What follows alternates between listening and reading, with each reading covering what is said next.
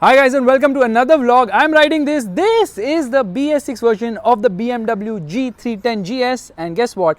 There are a lot of changes on this motorcycle but not much mechanical. First and foremost, it gets all LEDs. It says BMW LED right there. LED indicators as well, and BMW has written G310 and GS almost everywhere on this motorcycle. But this is the 40-year GS anniversary color, which is black with these golden colored. No, the forks are golden, of course, because TVS is also involved somewhere. But you know what? You've got this yellow finishing here for the GS badging, which also looks quite cool. There is Michael Jackson. That is the Audi Q2, but that's irrelevant right now because this motorcycle looks more purposeful now. This seems to be the crash cart. A lot of things are new on this motorcycle. In fact, it says G310 here as well. You guys have to count the number of BMW logos you can see on this motorcycle. Okay, the tire size remains the same. At the front, you get a Metzeler tire. This happens to be a 19-incher, 110/80.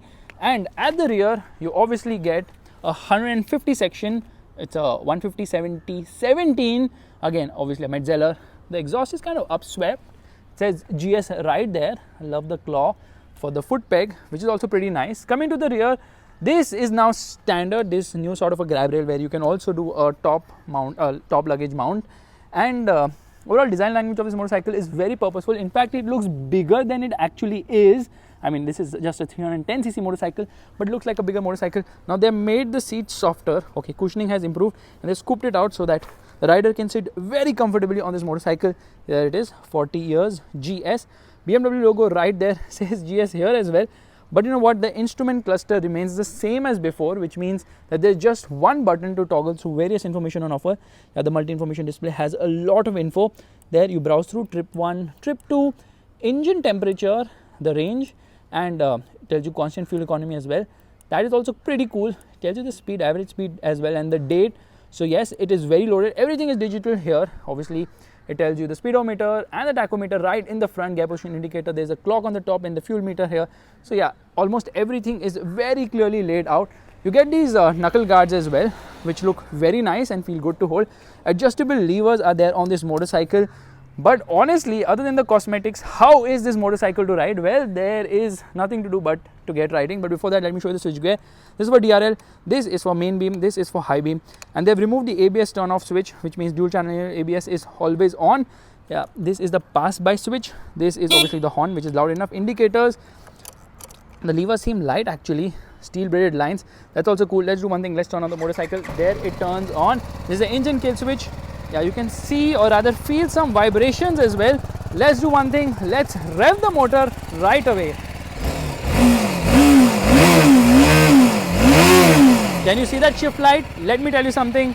Yes, the BS6 update has made it smoother. Let's get going right away. Alright, we're all set to go, turning on the motorcycle, and here we are. It rose to life and off we go. That was pretty quick, Faisal. I am impressed. First gear, my god, 57 kilometers per hour. But as soon as I got over 5000 RPM, now I could feel the vibrations. The mirrors are so hard right now. Anyways, I could feel the vibrations around the corner. This is a very fun to ride motorcycle, but you know what, the suspension is really very soft. Obviously, it is an adventure motorcycle, so suspension has to be soft. It's so soft that it gets bouncy at higher speeds and over bad roads as well. And the travel is insane. You know what's the suspension travel on this motorcycle? It's 180 mm at the front, 180 mm at the rear as well, and that's the reason why it feels super duper soft. But you know what, you can just go through speed breakers without any issue. Like, here we go. Okay, let's take a right. Now when turning this motorcycle, you realize that you don't feel the weight, but the weight is more front bias, so you feel the weight at the front, which is technically you feel the weight as well. Yeah, now the RR310 is actually faster by 1 second when compared to this motorcycle because of aerodynamics. You sit so tall now because 835 mm is the seat height of this motorcycle. But you know what, it actually feels like a big bike. The big bike feel is there in this GS. Engine actually feels quite rough in the top end, but it's smoothened out from before, and the power delivery has changed. So while it still makes 34 horsepower from a 313cc reverse inclined motor, which is a single cylinder unit, and 28 Newton meters of torque, power delivery has changed. So earlier it had a mad mid-range, now that has flattened out because of BS6. So it's got more linear power delivery. So power delivery is now accessible all through the rev range, from low end to mid-range to top end as well. But that mad mid-range is gone. I don't like the brake lever on this motorcycle. It doesn't feel that confidence inspiring at all. So around the corner, you find that the bounciness can be a bit of an issue. Ride quality is fantastic without a doubt. Oh my god, I can feel so much vibes in the top end. The vibes can be felt on the foot pegs, the vibes can be felt on the handlebar, the vibes can also be felt on the seat and the tank, which is a 11-liter tank, and the fuel economy should be between 20 to 24 kilometers per liter off-road. On the road, that will improve between 24 to 29 kilometers per liter. I love the fact that this motorcycle has really wide handlebars, like really super wide handlebars. This is like the bar in the gym for chest, not for biceps. That's the level of width as such. Brakes are stupendous, and off we go. Shift light coming right there, like you know, the shift light actually looks like that's the beauty of it. Looks like that cold temperature, winter temperature sign or so. So many vibes. Now the mirrors are also vibrating, so I'm surprised that even though BS6 has smoothened things out, there's still room for improvement, a lot of room for improvement as such. Now around the corners, you really don't care about pushing this motorcycle hard, because if you did, you wouldn't buy a GS, you would buy the G310R as such. Doesn't sound good at all. I'm surprised the sound is so meek. It's not exciting a sound, and before you can feel the sound, you get to the top and realize, अरे बहुत ज़्यादा ही vibrations है यार, quite a lot of vibrations. But I love the fact that the brakes are stupendous on this motorcycle, really sure-footed brakes. Ground clearance is ample, 220 mm is the ground clearance, so of course very much off-road capable motorcycle here. Now look at this, okay, taking a U-turn, no problem at all, because it doesn't let you feel the weight. And then there's some knocking if you get into higher gear at lower speeds.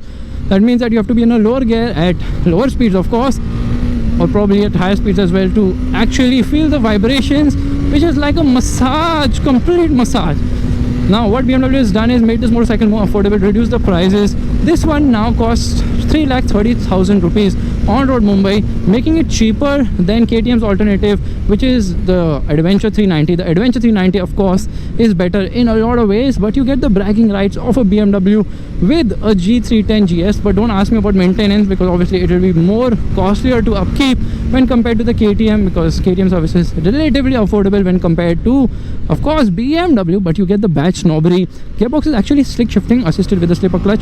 The clutch is also on the lighter side, but this is not a motorcycle you enjoy taking in the top end. Yeah, you just don't enjoy. 0 to 100 kilometers per hour takes around 8.5 seconds. Top speed is around 135 kilometers per hour.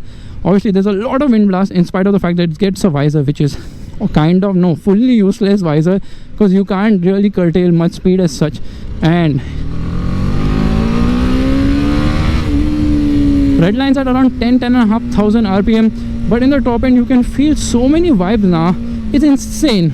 This is a big motorcycle feel without a doubt, because I can feel that the handlebar is quite a lot away from me, around 1 kilometer away to be precise. Meanwhile the handlebar itself is so wide now, I kind of feel that, oh my god, I am riding like, whoa, what the F, in the sense that मेरे को लगता है मेरे हाथ है ना बहुत ज़्यादा ही बाहर जा रहे हैं to ride this machine. But hey, I'm not complaining, because I'm going to get into first gear, rev the motor, and off we go. Yeah, 10.5, 11,000 RPM red line. And there we encounter a speed breaker, no problem. In fact, over speed breakers, you can just jump it and go like that. That is how good it is. It's also capable off the road. This is actually an ideal motorcycle to take off the road, but then doesn't have the same level of electronics as a KTM motorcycle. And obviously KTM offers a lot of kit, a lot of bang for the buck. The BMW, well, does not. Now I'm not going the wrong way, but they're painting something, so I'm not supposed to go there. However, that is the end of the vlog. Now of course, because I'm riding a BMW, there has to be an Audi, and that is the Audi. This is the Q2, and this is the end of the video.